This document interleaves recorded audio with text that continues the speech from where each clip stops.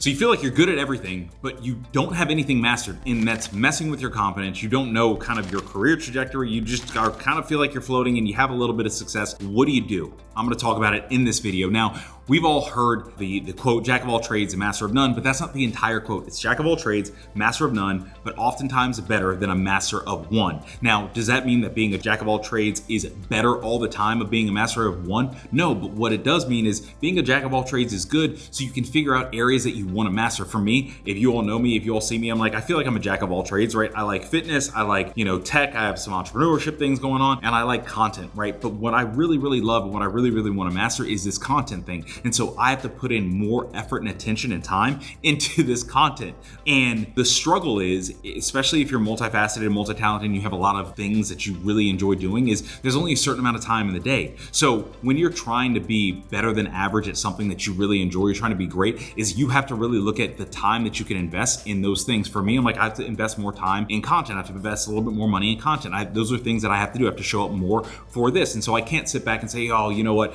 I'm not really great in this area because I didn't put in the work. I didn't put in the time. I have to figure out a way to put in time. So how do we get there? Number one, build mastery. It's just like reps in a gym. When you go to the gym and you're pumping out reps, and that's how you consistently build muscle over time. I just started cycling because I have a little bit of a running injury. And so what I realized was I see 60-year-old cyclists and I'm like, they're just pumping it up the hill. They are crushing it. They are putting in the miles. It's insane. And I'm like, I could definitely out squat them. I could definitely outdo all leg workouts, whatever, against them. But if we were to be in some sort of road race or some type of endurance race, they would crush me, because if they've been cycling for 25 years and I've gotten 2 cycles in, I'm like, they have all of that muscle, that slow twitch muscle fiber that's built up over time, over reps, that they become a master of it. And it might not look like they're the master of it, but it's reps over time, right? So build mastery just like reps. Show up every single day. Number 2, eliminate distractions. So shiny new things will always be at you. The quickest way to get $10,000. You see all of the coaches and all the things on social media. It's always, hey, here's the quickest way to get this thing, or here's the cheapest way to buy this, or here's the best way to do this, whatever. Here's the quickest way to get rich. All of these things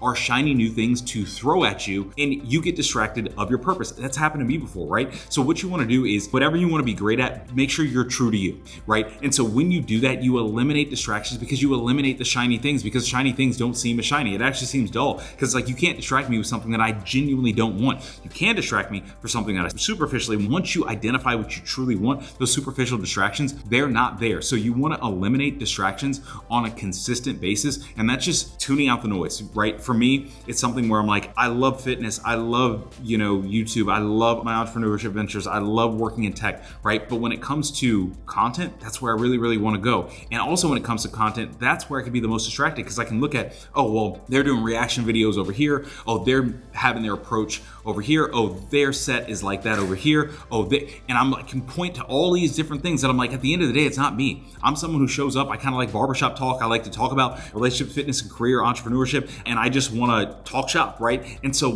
how I show up is going to be how, if you saw me and you had a conversation with me, it'd be the same. So I can't get so swayed about, oh, well, their channel is getting X amount of views showing up that way, because if I did, then I have to continue showing up that way and I might hate it, right? So it's a distraction. So if you feed into a distraction and you do it in a way that's not authentically you, you're going to end up hating what you're doing, even if it's in an area that you're supposed to love doing it. So eliminate distractions. Number 3, stick to figuring it out even when you fail. This is the biggest and most important thing. I used to run an apparel company called 413 Apparel for 5 years. The first 3 years we failed miserably. I learned so much by failure. I lived in San Diego. I would go to LA. We worked with a pattern maker designer, made everything cut and sewed from scratch. I lost so much money. So many things went wrong. I had so many nights where I was in my car crying because I was like, I have no money. I don't know how we're gonna, all of this stuff. But I learned so much. I learned resiliency. I learned so much about business. I learned how to correct issues. I learned how, when you get in a bind, like how to bounce back emotionally. I learned how to make sure that stuff doesn't really affect your personal life. I learned that because I just stuck to figuring it out. And so now so many other things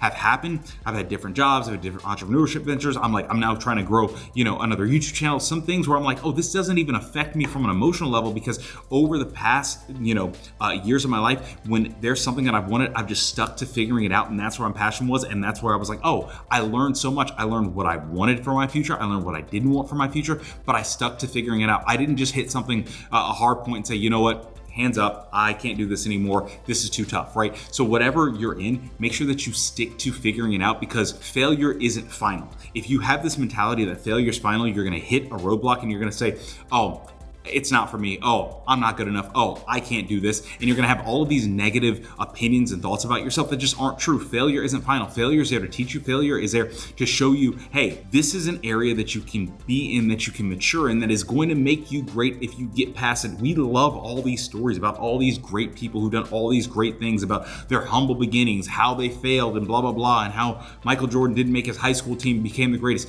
But at the end of the day, they all start with a very consistent thing. They failed. So you are not immune to that. And if anything, it should help you, because that's going to teach you something. So stick to figuring it out. Again, if you feel like you're average at a lot of things, you're not great at something, but you want to get great at something, identify what those somethings are, build mastery, eliminate distractions, stick to figuring it out when it gets tough, because you can do it. So I hope that this video helped you out. I will see you all next time I put up a video.